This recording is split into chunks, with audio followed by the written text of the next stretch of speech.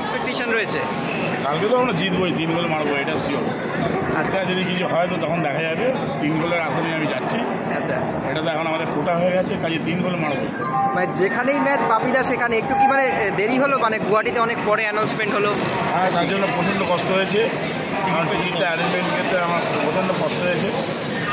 2টো ticket করেছিলাম, মানে তৎকালে এসিতে মেরেছি, কিন্তু একটা হয়েছে, আর একটা যাই হোক চলে যাচ্ছি। দেখা যাক কী হয়।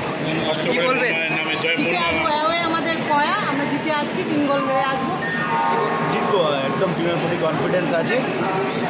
জয় মোহনবাগান। খুব বিশ্বাস আছে ইস্ট বেঙ্গল কাল জিতবে।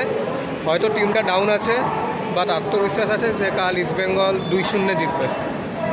একটু কি দেরি হয়ে গেল ভেন্যুটা দেরি হয়ে গেল, ঠিক আছে। মা কামাক্ষার আশীর্বাদ থাকলে ইস্ট বেঙ্গল কালকে জিতবে, এটুকুনি আশা আছে। 2-0 হোক কি 3-0 জানি না, 3টে পয়েন্ট আমার চাই।